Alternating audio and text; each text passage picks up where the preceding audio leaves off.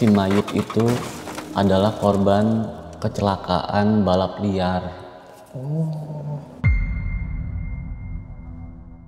Itu warga sekitar pun Bang, ternyata itu mengalami hal-hal yang di luar logika manusia. Gimana? Seperti didatangi sosok pocong yang biasanya aman jam 9, jam 10 masih rame. Itu semenjak kejadian ada satu warga yang didatengin pocong, itu jam 9, jam 10 itu udah sepi.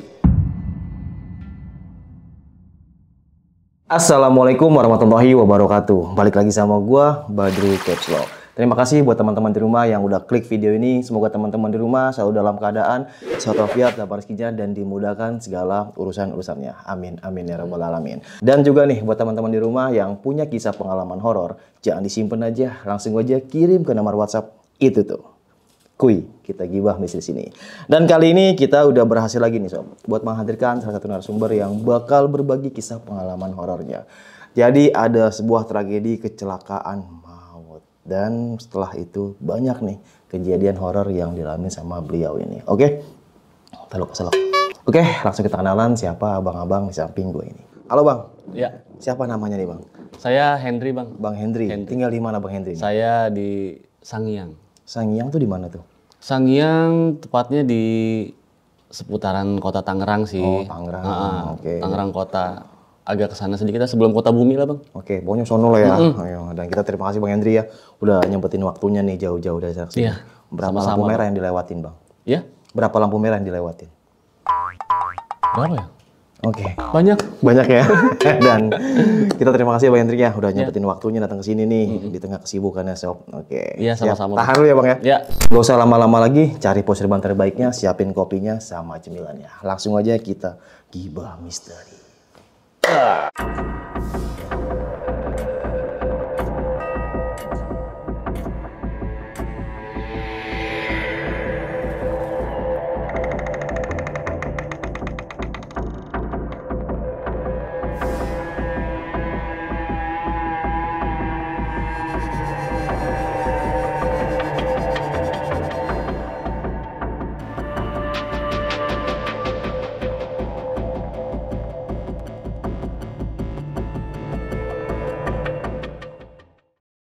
Gimana nih Bang Hendri kisah pengalamannya nih Bang? Pengalaman saya itu dimulai ketika saya ditunjuk sama ustadz saya untuk masuk ke satu tim, di mana di pondok saya ini ada satu tim yang disebut tim tahlil, Bang. Maksudnya tim tahlil itu gimana? Jadi tim tahlil ini biasa dia itu mandiin jenazah, terus nyolatin jenazah, sama khusus untuk Hotmil Quran menghadiahkan 30 juz ke si mayit gitu. Jadi kayak ngaji malam gitu ya? Ngaji malam sampai subuh lah. Jadi awalnya saya itu ikut di pondok pesantren ini memang niatnya bukan untuk jadi tim tahlil memang awalnya. Hanya untuk mendalami ilmu agama aja awalnya. Di tahun 2006 lah kurang lebih. Oh jadi dia itu pesantren. Pesantren. Tapi ada tim tahlilnya? Iya, jadi disebutnya itu apa ya, kalau istilah sekarang itu kobong kali ya. Kobong atau balai rombeng lah biasa disebutnya itu. Oh berarti kayak bukan pesantren modern? Bukan, jadi bukan kobong-kobong gitulah ya? Iya, bukan kita ngejar ijazah di sana. Jadi memang kita tuh ngebahas kitab-kitab gitu.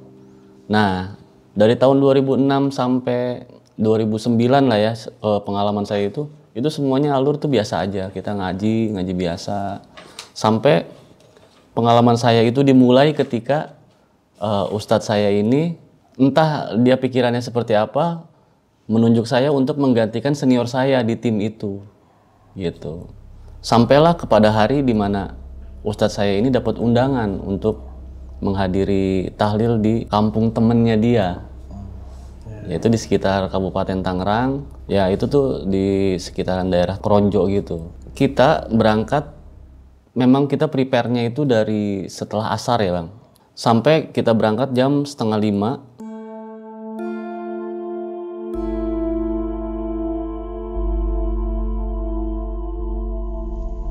Kita ke sana naik losbak Bang, mobil. Mobil losbak. Di perjalanan itu menuju ke sana, kita tuh nggak punya firasat atau nggak punya perasaan apa-apa sebelumnya. Ya biasa aja gitu kita.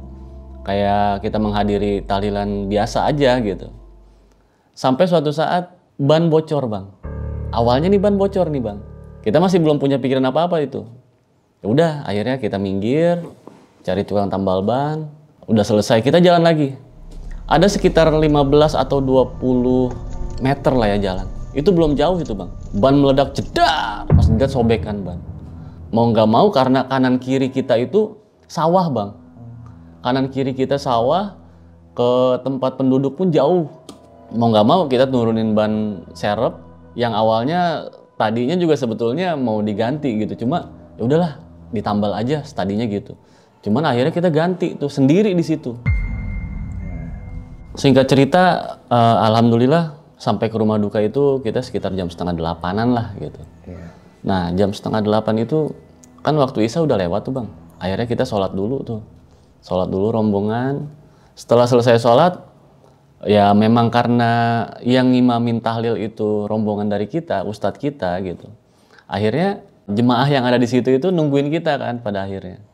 Akhirnya kita mulailah tahlil itu.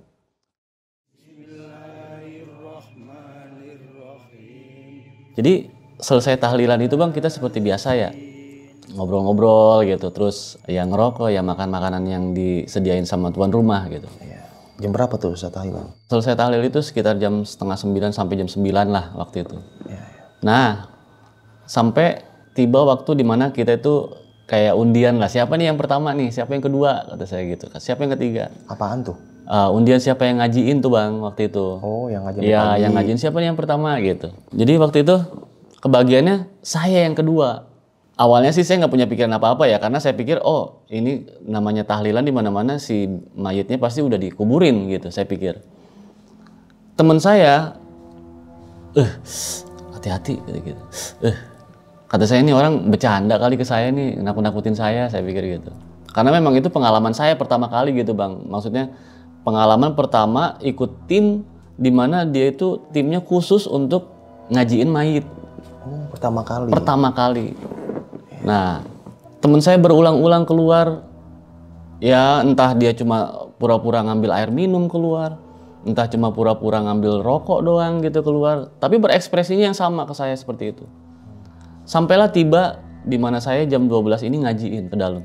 Saya lihat dari daun pintu kan sebelum saya masuk itu mayit apa saya bilang. Saya balik keluar, itu mayit bukan saya bilang. Iya, berarti kita ngaji depan mayit saya bilang. Iya, ntar dulu deh saya bilang gitu. Saya belum tentu berani saya bilang gitu pertamanya. Oh jadi si mayit belum dikuburin? Belum dikuburin bang.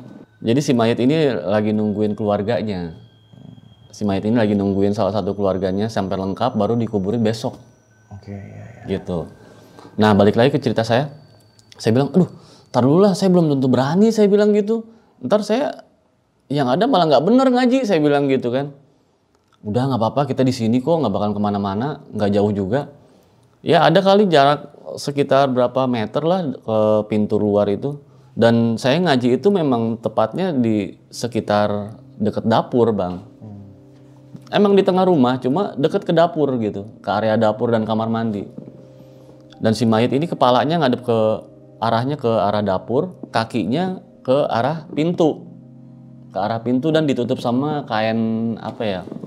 Kain biasa bukan sarung ya bang, kain gitu, ditutup. Udah, akhirnya saya karena saya pikir ya saya udah ditunjuk ustadz, saya juga ngehargain ustadz. Yaudah deh, mungkin ini pengalaman saya pertama gitu. Saya coba ngaji. Pas saya baru mulai, Bismillah, jedar. Apaan tuh? Suara piring itu seperti orang yang lagi berantem, gimana sih bang? Suami istri berantem ngelempar piring tuh. Iya. Prak. Saya kaget lah. Saya bilang, aduh gimana ini ya? Saya lanjutin enggak ya? Saya bilang gitu. Tapi yang lain denger bang? Enggak ada yang dengar, itu cuma saya yang dengar. Aduh saya gimana ya? Saya bilang, lanjutin enggak ya? Saya keluar. Tadi dengar ada suara piring pecah nggak di dapur? Saya bilang, enggak. Pihak keluarga, coba saya lihat. Ada yang ke dapur bang. Oh iya ini ada yang pecah katanya. Saya pikir, Ya udah, saya mencoba untuk menenangkan diri, berpikir logika, oh ya mungkin hewan kali, kucing kali, atau tikus kali, saya pikir gitu. Mulailah saya ngaji tuh. Bismillahirrahmanirrahim sampai ayat per ayat, kelewat 10, 15 ayat gitu. Saya kurang ingat juga tepatnya di ayat keberapa kejadian itu. Air keran kebuka sendiri, cer di kamar mandi. Air keran nyala lagi, saya bilang, ini ada yang ke kamar mandi apa ya? Saya bilang gitu. Tapi kok nggak ada yang lewat dari tadi. Sementara saya di tengah rumah. Kalau harus berpikir logika, saya di tengah rumah, akses keluar masuk cuma dari situ aja. Kalau orang dari luar mau ke kamar mandi pasti lewatin saya. Kelihatan. Kalaupun harus mengunggungin saya, setidaknya ujung mata saya itu ketahuan lah, kerasa sama saya bahwa ada orang lewat gitu. Tapi itu nggak ada, Bang. Tapi abang cek ke kamar mandi? Hawanya saya udah ngerasa takut, Bang. Saya nggak berani. Saya biarin aja tuh suara. Sekali, udahlah, lillahi ta'ala aja saya bilang. Jangan ganggu, saya bilang. Saya di sini nggak bermaksud mau ganggu siapa-siapa, saya bilang dalam hati. Saya baca-bacaan apa yang saya bisa aja. Saya lanjut lagi fokus. Sekitar jam 2:30 itu saya udah mau selesai gitu. Sekitar 2:30. Di ujung mata saya itu seperti ada orang yang berdiri, Bang. Di antara pintu itu seperti ada yang berdiri. Saya bilang, ini ada yang berdiri ya. Saya tengok hilang, Bang. Saya ngaji lagi. Loh, kok ini ada orang? Saya bilang. Saya tengok hilang lagi. Dan itu 3 kali kalau nggak salah. Itu mah jelas, Bang, kayak ada yang berdiri. Gimana sih, Bang, kalau saya lagi ngobrol sama abang nih, terus tiba-tiba di sebelah saya ini ada orang, di ujung mata saya ini nggak bisa bohong, Bang. Iya. Gitu. Saya tengok hilang. Jam saya belum habis. Harusnya kan saya selesai jam 3. Akhirnya saya keluar, saya nggak kuat. Ayolah, temenin saya bilang gitu. Temenin saya yuk masuk ke dalam. Kenapa? Alah, terkuat lah gitu. Nggak kuat lah, saya bilang gitu. Oke, pakai bahasa Sunda tuh. Pakai bahasa Sunda. Tak kuat. Aduh, terkuat lah. Ya udah tuh, ayo, kata dia. Walaupun teman saya di sebelah saya ini cuma tidur, mainin HP, sama kadang-kadang duduk sebentar ngerokok gitu. Udahlah, nggak apa-apa, yang penting ada teman. Saya dalam hati saya begitu. Fokus lagi saya ngaji, walaupun saya udah nggak bisa fokus ngaji pada saat itu. Sementara namanya ngaji itu, Bang, kan harus jelas dan itu ada aturannya gitu. Kita nggak bisa sembarangan namanya ngaji Quran gitu. Iya.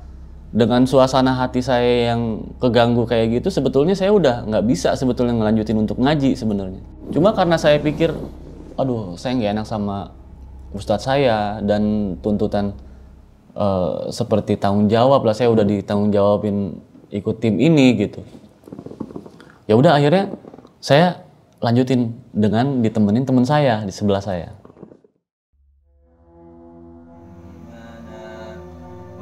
Tiba-tiba mau menginjak jam 3 lah. Itu waktu saya udah mau habis. Tiba-tiba angin kenceng dari arah luar. Wes, yang secara logika harusnya yang kesingkap, naon ya, kesingkap teh, yang kesingkap itu yang kena anginnya mungkin. Bahasa kesingkap teh apa ya? Kebuka kali ya? Oke. Bahasa kebuka tuh harusnya kakinya yang kebuka. Ini malah kepalanya yang kebuka, Bang. Mayit ini kan tidur, terus ditutupin sama kain. Tutupin sama kain.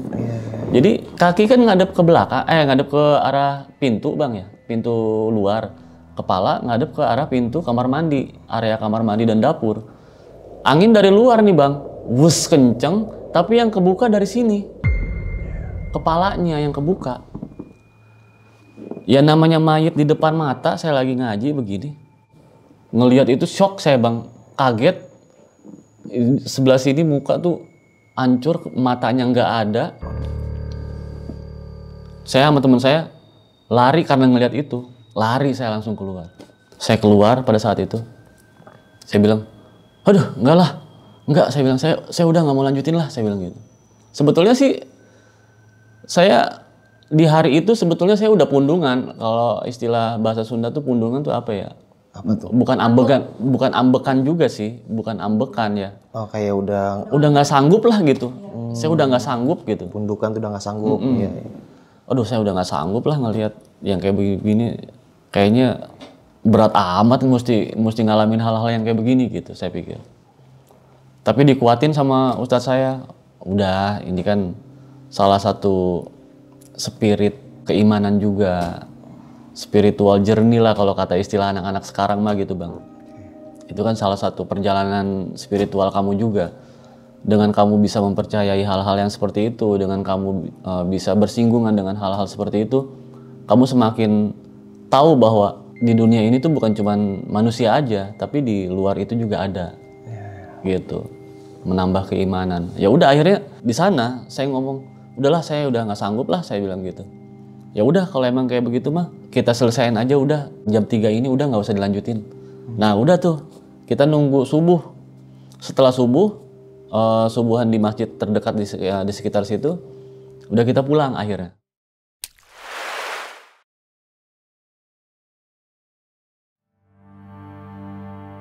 Singkat cerita, menginjaklah ke malam kedua, kita rombongan berangkat ke sana lagi.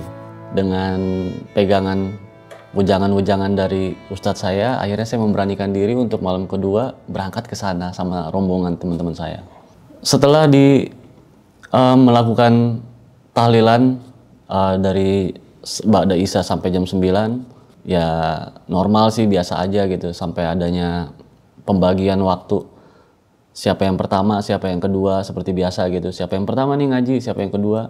Nah kita ngobrol, sebelum pembagian jam 10 kita ngaji itu, kita ngobrol tuh sama warga sekitar.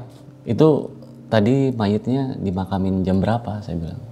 Oh tadi jam 9. Karena jam 7 itu dia, salah satu keluarganya baru pada datang katanya gitu. Oh jadi dikuburinnya itu nungguin keluarganya? Iya katanya gitu. Oh pantesan ya dimalemin, saya bilang gitu. Dalam hati saya, kasihan juga ya mayit dimalemin gitu, saya bilang gitu dalam hati. Ada salah satu orang cerita di belakang saya, nyeletuk lah, bukan cerita, nyeletuk. Ah biarin aja lah orang kecelakaan ini. Kayak yang sinis gitu bang sama si jenazah ini.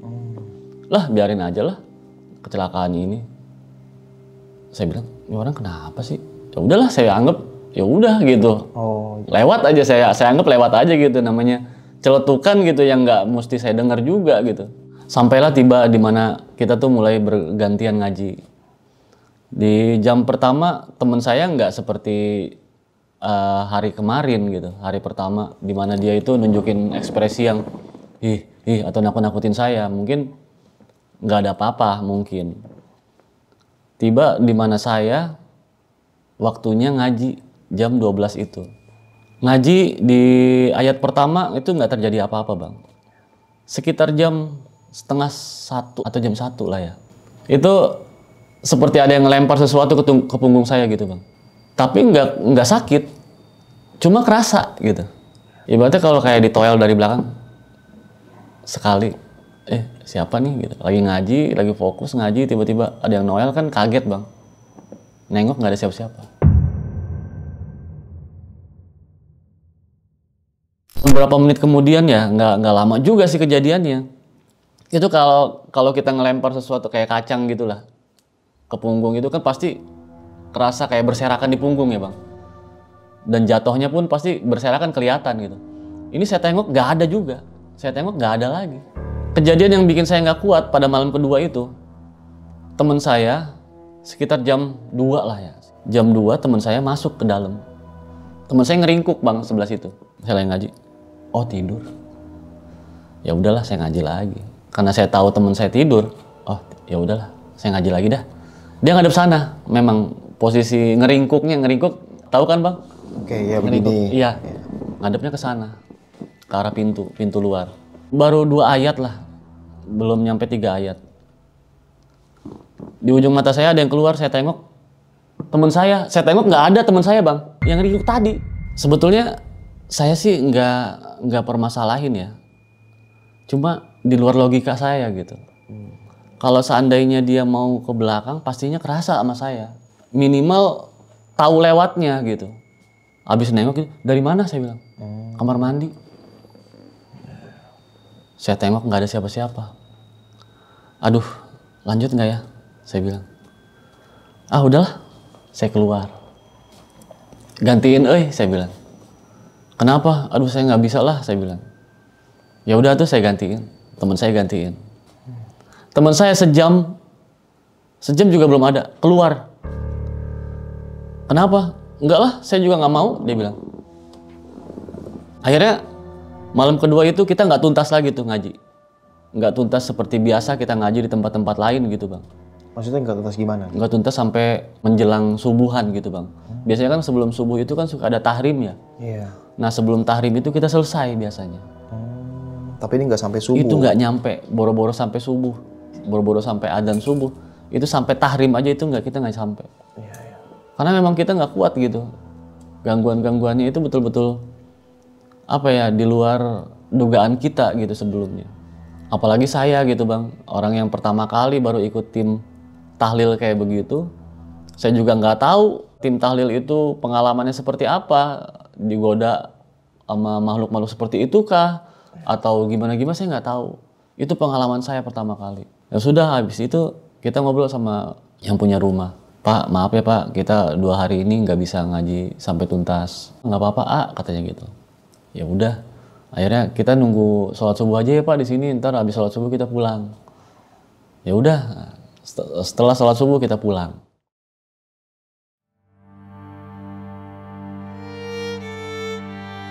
Kita curhat sama Ustadz, Tad, gimana ya, kita mau lanjut apa enggak ya, katanya gitu. Temen saya yang ngomong gitu. Si Ustadz nengok ke saya, gimana En? Kayaknya sih saya nggak kuat. Karena saya ngehargain Ustadz, saya kuat-kuatin, saya bilang gitu. Ya udah coba dulu. Habis gimana ya Ustadz ya? Kalau dibilang mau dipaksain, ya dipaksain. Cuma hawanya udah nggak enak, saya bilang. Hawanya nggak enak ya? Hawanya udah nggak enak, saya bilang. Ya udah, coba sampai di hari ketiga ini, katanya gitu. Ya udah Ustadz, saya bilang. Nah, ini di hari ketiga ini seperti biasa, prepare dari asar bang. Seperti biasa lah gitu kalau memenuhi undangan untuk tahlil gitu. Kita bawa mushaf, kita bawa Quran dan segala macam.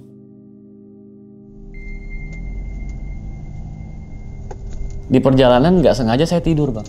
Tepatnya sih ketiduran, bukan tidur gitu ya. Itu bayangan sekilas kayak ada orang ketawa, senyum. Tapi di sebelahnya itu kayak, tolongin saya, tolongin saya. kata saya, ini yang minta tolong siapa? Samar-samar kayak orang di dalam kelambu. Ini orang, tapi kayaknya familiar sama saya. Maksudnya saya kayaknya tahu nih orang nih gitu. Familiar tuh bukan dalam artian kenal gitu ya bang. Kayaknya saya kenal nih orang. Saya tahu nih orang gitu. Tapi siapa gitu? Tolong. Kebangun pas mobil tuh kena polisi tidur. Saya bangun. Astagfirullahaladzim. Ya udah saya anggap angin lalu karena saya pikir itu cuma kembang tidur aja gitu. Iya. Singkat cerita sampailah kita di rumah duka ini. Sampai di rumah duka, setelah Ba'da Isya kita tahlil seperti biasa sampai jam 9. Nah, di jam 9 ini itu nggak sari-sarinya nih bang. Maksudnya nggak biasa-biasanya gitu. Saya itu ngerasa, aduh nggak saya lanjutin deh. Kayaknya nggak mungkin saya harus ngerasain kayak gitu-gitu. Takutnya, yang ada bukannya saya semakin takut sama Allah gitu. Takut sama pencipta saya yang ada takutnya malah takut sama makhluk itu gitu. Teman saya, kenapa? Kayaknya teman saya paham nih sama apa yang lagi terjadi sama saya gitu bang. Kenapa? Kayaknya nggak kuat deh saya bilang gitu. Kayaknya saya nggak bisa ngelanjutin deh. Udah, ntar gue temenin. Ya udah tuh, saya bilang. Kata teman saya gini, udah si Henry nggak usah nomor 2. Dari kemarin dia nomor 2 terus. Udah hari ini mah dia yang pertama dah, masih sore. Saya pikir, masih sore nih saya bilang. Baru buka mushaf itu ada yang, jadi rumah duka ini ada kanopi dari baja ringan. Itu di atas kanopinya itu jedar. Kayak ada yang lempar batu lumayan gede lah. Ya, suaranya lumayan kenceng. Dan orang-orang di situ pun ngedenger. Yang masih belum pada pulang gitu. Ada beberapa orang warga di situ ngedenger. Pas dilihat nggak ada siapa-siapa bang. Maksudnya nggak ada bekasnya gitu, bekas ngelemparnya. Itu. Dak kata saya gitu kalau pakai bahasa Sunda. Dak lanjut ente ya kata saya gitu. Udah lanjut aja nggak apa-apa. Baru masuk, ini kok suasana udah nggak enak amat, saya bilang dalam hati saya. Udahlah, saya lanjutin aja deh, saya bilang. Lanjutin buka mushaf, mulai ngaji ayat per ayat. Itu di kamar mandi kayak ada yang mainin air, cepiak, kayak di bak gitu bang, cepiak gitu. Hawa saya udah dari hari pertama aja udah takut gitu ya ngedengar kayak itu. Saya nggak berani untuk ngeyakinin bahwa itu ada orang atau enggak ke situ. Udah saya dengerin aja gitu. Saya lanjutin ngaji dan itu berulang-ulang bang, cepiak. Disusul jendela nih, jendela bergerak seperti ada yang mainin gitu. Jendela kamar dia di ruang tamu, di sini ruang dapur, di sebelah sini kelihatan nih bang, ada kamar. Dan di situ ada jendelanya. Goyang-goyang gitu. Goyang-goyang. Kata saya, ini benar-benar ya, saya bilang, ini pengalaman pertama, saya bilang. Terus saya juga harus ngerasain hal-hal goib yang kayak begini, saya bilang. Temen saya bilang, kalau kata orang Sunda, kayak kebiasa. Kebiasaan. Nanti juga terbiasa. Saya juga terbiasa. Ya udah tuh, akhirnya pengalaman-pengalaman yang kayak begitu. Dari hari pertama, kedua, ketiga, saya simpulin hari ini hari terakhir saya ikut, saya bilang. Udah saya buletin tekad saya, udah hari ini hari terakhir saya ikut. Saya nggak akan sanggup lagi kalau harus ngelewatin hari keempat, kelima, keenam, ketujuh, gitu. Setelah selesai, teman-teman saya pun nggak ada yang berani sampai selesai gitu bang. Nggak ada yang berani sampai menyelesaikan jamnya dia ngaji. Selesai di hari ketiga, hari keempatnya kita ngobrol lagi sama Ustadz. Ustadz, saya bulet hari ini saya nggak ikut, saya bilang. Ya terserah Ustadz lah, saya digantiin sama siapa, saya bilang gitu. Ya udah kalau emang kayak gitu. Ternyata teman-teman saya pun senior itu ibaratnya mah. Dia itu senior saya, 2 orang ini juga ngomong, saya juga nggak ikut lah. Lah kenapa, saya bilang gitu. Soalnya bukan cuma kamu doang Dri yang ngerasain kayak begitu, kata dia. Saya nih di malam pertama aja itu ada anak kecil lewat lari-lari. Saya baru aja cerita nih, kata dia gitu. Belum lagi adalah yang seperti noel-noel saya di belakang, katanya gitu. Loh sama dong, kata saya. Saya juga kayak ada yang lempar, saya bilang. Tapi nggak sakit sih, saya bilang gitu. Cuma kerasa, saya bilang gitu. Ya mungkin sama kayak gitu Dri, cuma bukan dilempar, kalau saya kayak ditoel-toel gitu. Kayak ada yang noel, kata dia. Dan itu kejadiannya maksudnya nggak sekali. Kalau orang noel kan cuma sekali gitu bang ya. Ini kadang-kadang noel, terus toto ada lagi gitu. Itu si teman-teman saya ini. Yang bikin kenapa mereka tuh ikut-ikutan saya untuk nggak ngelanjutin di malam yang keempat itu gitu. Ya udah tuh katanya, kata Ustadz saya bijaksananya ngomong, ya udah kita tahlilan aja. Oh jadi nggak ngaji yang sampai pagi itu nggak ngaji. Jadi di malam keempat, keenam, sampai ke malam ketujuh itu kita rombongan dari Tangerang ini hanya tahlilan aja di rumah duka. Di malam keempat ini kita berangkat kan seperti biasa bang ya ke sana.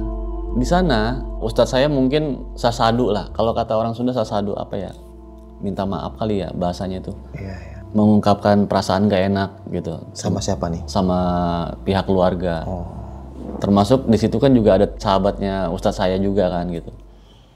Aduh minta maaf ya anak-anak nggak bisa ngelanjutin untuk bisa menghadiahkan Quran 30 juz.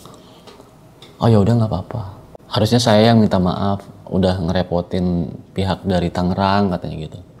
Loh kenapa? Enggak, kita nggak ngerasa direpotin, kata Ustadz. Di situ ada saya, ada teman saya, dan salah satu ya pokoknya dari ketiga teman-teman saya ini yang satu tim ini ada di situ semua. Ngedengar, saya juga sendiri ngedengar gitu. Kita nggak ngerasa direpotin, kata Ustadz saya.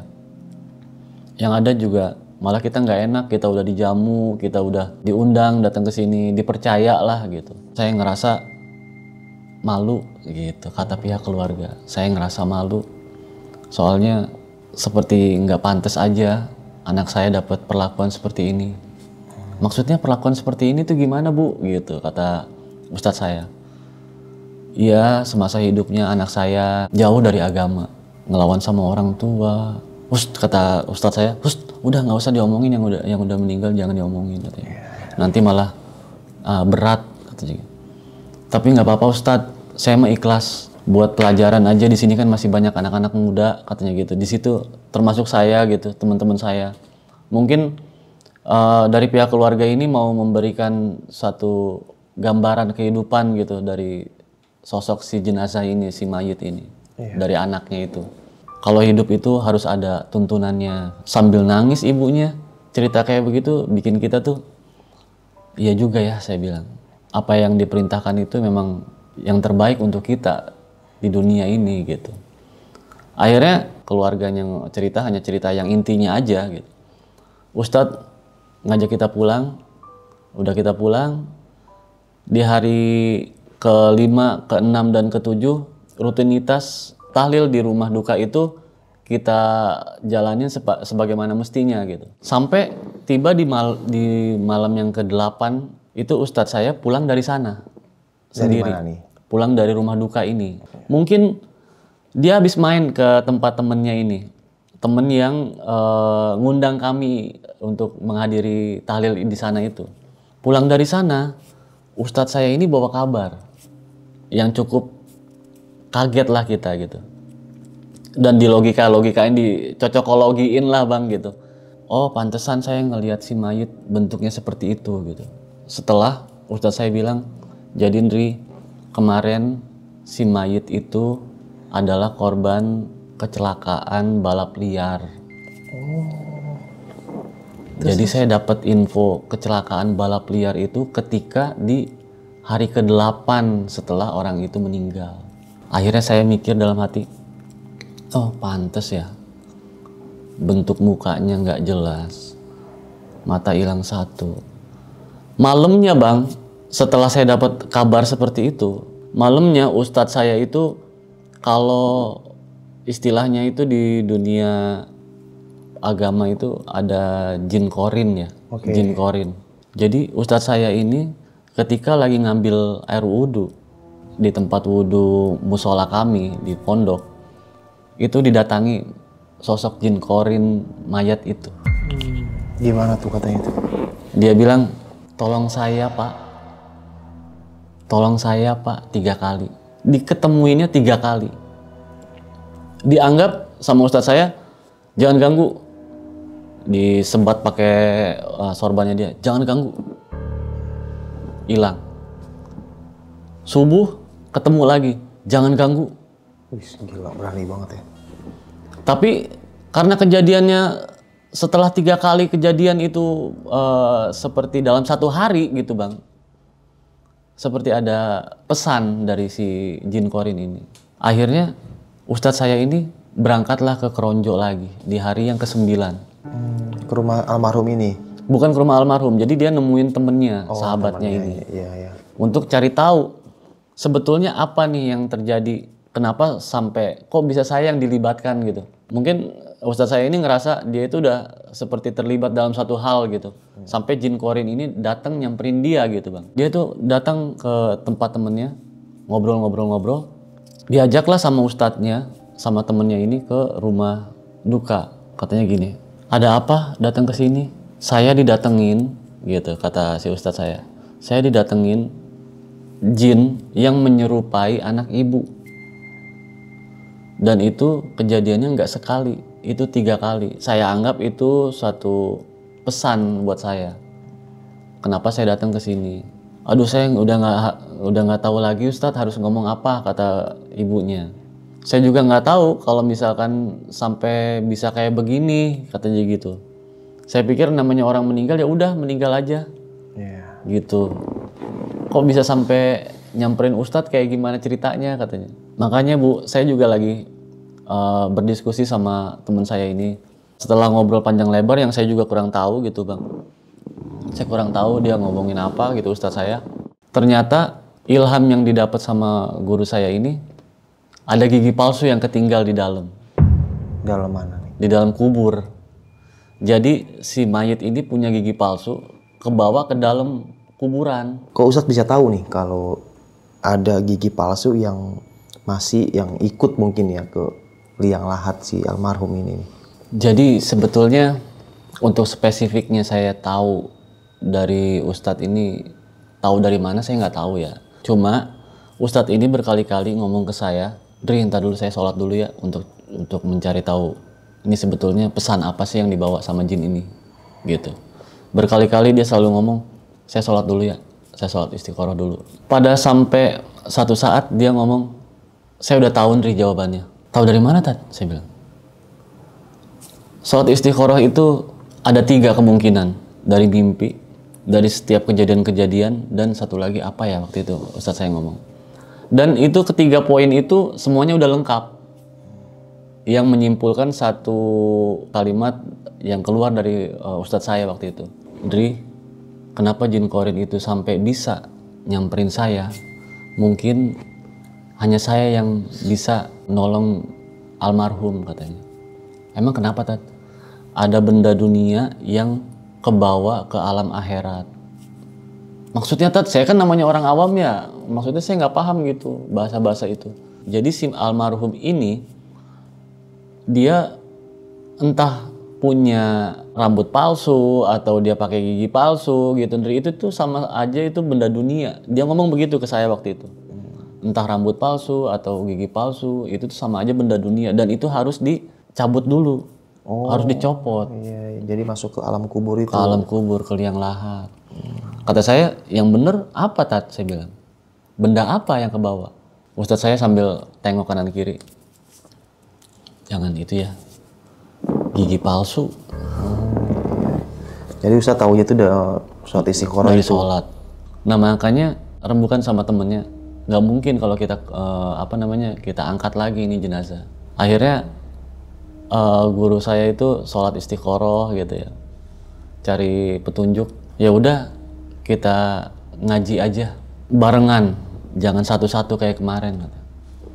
Jadi ngaji khususon untuk si mayit ini gitu.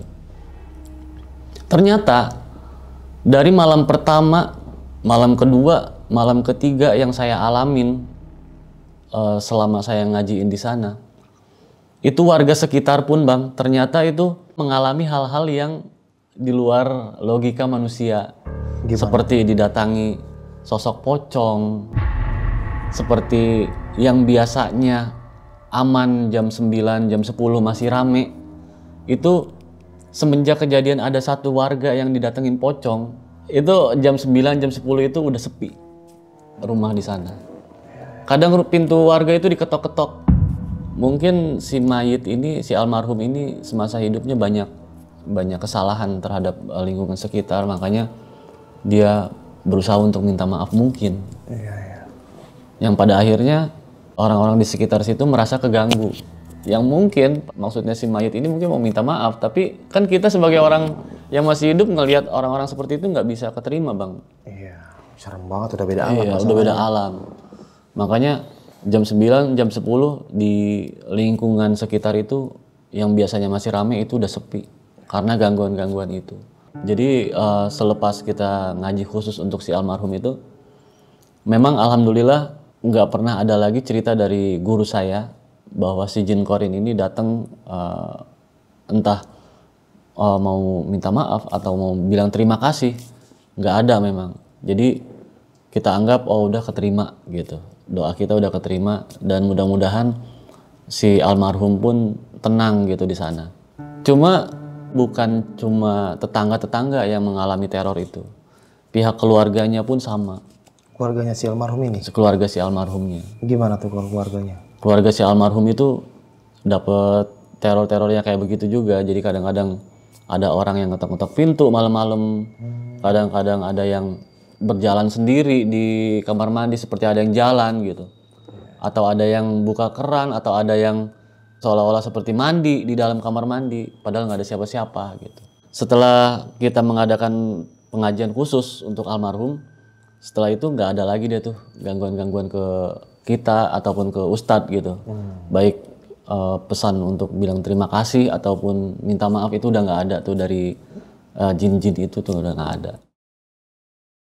Kalau boleh tahu nih Bang, almarhum ini dia meninggalnya kecelakaan lagi balap atau emang lagi jalan raya? Kecelakaan. Lagi balap liar, Bang. Lagi balap liar. Lagi balap liar. Lagi taruhan gitu kayak Iya. gitu.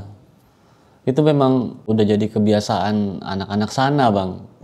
Setelah saya tahu itu, ya karena beberapa hari saya intens intens bolak-balik ke sana, ngaji ke sana gitu. Terus ngobrol sama lingkungan sekitar, ternyata memang anak-anak situ khususnya untuk anak-anak yang nakal-nakal gitu. Ya mereka memfokuskan dirinya ke balap liar. Gitu. Karena emang daerah Kronjo masih sepi ya Bang ya. Iya. Jalan rayanya lancar Betul. kali ya. Jadi si almarhum ini pas lagi balap jatuh. Kecelakaan. Tapi lebih lengkapnya tahu gak Bang? Enggak kalau saya. Entah dia jatuhnya melintir atau jongkal balik atau Kalau itu terguling-guling. Kalau itu saya jelasnya saya kurang paham ya Bang. Cuma ada selentingan yang ngomong ke saya, katanya sih pas dia lagi balap liar, tiba-tiba di depannya ada motor lain, akhirnya ngadu kebo katanya. Cuma kan kalau saya nanya ke pihak keluarga juga nggak enak untuk nanya jelas kayak gitu. Iya, iya. Yang intinya si almarhum ini balap liar gitu ya. Betul. Dan meninggal di tempat atau meninggal di rumah sakit Bang? Meninggal di tempat Bang. Di tempat. Meninggal di tempat. Serem banget ya balap liar ya. Jadi ya intinya sih kemarin itu Ustadz saya dari kejadian itu Ustadz saya tuh lebih menekankan itu sih. Apa tuh? Di setiap pengajian sampai detik ini pun terakhir saya ngaji kemarin juga masih sering ngebahas itu. Jadi manusia hidup itu harus ada pegangannya. Pegangannya itu ya Al-Quran dan hadis gitu. Tanpa itu ya kita lontang-lantung. Ibaratnya terjun ke satu hutan tanpa tour guide kita nggak akan tahu kita mau kemana. Arahnya gitu ya. Arahnya mau kemana. Dan berarti sampai detik ini abang masih itu jadi tahlil gitu? Masih. Oh masih? Masih. Oh gitu. Kalau itu berarti 7 hari Bang? 7 hari. Atau ada yang 2 hari, atau ada yang sebulan tuh ngaji sampai pagi? Enggak. 7 hari. Oh 7 hari. 7 hari. Cuma tergantung request sih. Oke. Tergantung permintaan dari yang Tuan rumah itu tuan ya? rumah. Iya. Kalau kita ngajiin di rumah boleh. Malah kadang ngajiinnya juga di kuburan pernah. Nah iya kuburan tuh ya. Di kuburan pernah. Jadi ya, pernah ada satu kejadian juga. Saya sama teman-teman saya itu datang ke undangan tahlilan rumah duka. Itu pengalaman saya pertama juga sih ngaji di kuburan Bang waktu itu. Kata saya, ini yang bener ya ngaji di kuburan. Ya, setahu saya ngaji cuma pas ketika ngubur doang gitu. Ini sampai 7 malam saya di kuburan gitu. Itu pohon pohon ini Bang, pohon bambu sampai ke bawah begini nih. Sampai ke depan saya itu pernah itu saya Bang. Pohon bambu sampai kayak ngehalangin saya ngaji itu pernah saya kayak gitu. Turun maksudnya? Turun Bang. Yang lainnya saya ngelihat biasa aja dahannya, yang ini satu turun sampai ke bawah. Sama saya pernah ngalamin kayak gitu Bang. Ngaji di kuburan ya. Zaman masih sekolah tuh tahun 2006 lah. Zaman masih SMK tuh. Nah jadi ada saudara meninggal. Jadi kan dia sama bukan nyewa ya, manggil orang ngaji di kuburan ya kan. Bawa bapak tuh, kebetulan bapak saya ikut tuh. Dia cuma nemenin aja, bukannya orang yang ini nemenin. Nah saya diajak gitu kan, diajak berdua sama temen nih. Itu kelas jam berapa ya, 2:30 kalau nggak salah. Kan udah kan ada 4 orang, jadi ganti-gantian tuh pada tidur. Ada yang pulang. Saya tinggal berempat nih, sama teman saya berdua, bapak sama temannya bapak nih. Lagi bapak tidur, nih ngaji, saya lagi nongkrong nih. Biasa numpang ngopi Bang, kan makan banyak makanan situ Bang. Iya betul. Namanya masih ABG kan. Pas lagi nongkrong, tiba-tiba teman ke belakang, kabur Bang, langsung pulang. Kenapa itu Bang? Ngeliat kuntilanak Oh stop. di kuburan. Terus cabut, dibawa motor langsung. Kan zaman itu kan handphone masih handphone Nokia kalau nggak salah seingat saya kan. Saya telepon gini, nggak angkat. Udah sampai pagi tuh Bang, siang baru ketemu, baru cerita, gua kuntilanak kayak gini. Bisa kata gua, pokoknya itu gila sih. Kalau ingat itu jadi ingat almarhum bapak. Nostalgia. Sedih. Oke, mungkin sekian nih kisah pengalaman yang dialami sama Bang Hendri ini. Bisa kita ambil segi positifnya, buang jauh-jauh negatifnya. Ya kalau balap sih wajar sih, nggak apa-apa kalau kata gue. Tapi resmi kalau bisa gitu kan. Jadi kalau balap liar cuma di jalan, kebut-kebutan, apalagi jalan umum, itu kan sangat bahaya ya. Buat diri sendiri dan buat orang lain juga. Ya, tapi kan hobi Bang. Iya sih bener hobi. Dulu gue juga Valentino Rossi mungkin pernah balap liar Bang. I don't know gitu kan. Tapi kan sekarang udah banyak nih sirkuit resmi gitu kan. Dan ya kalau bisa mah janganlah. Serem Cok, nyawa cuma satu gitu kan. Jadi ya buat teman-teman di rumah juga kalau naik motor tetap safety, pakai helm, pakai jaket, pakai sepatu, dan pakai kacamata hitam kalau siang. Kalau malam jadi pakai nggak kelihatan. Oke, sampai jumpa di kisah selanjutnya. Wassalamualaikum warahmatullahi wabarakatuh. Bang, makasih banyak Bang ya. Ya, sama-sama. Mau nanya nih Bang, dari sini kalau jalan kaki ke Kronjo berapa jam Bang? Capek. Dadah.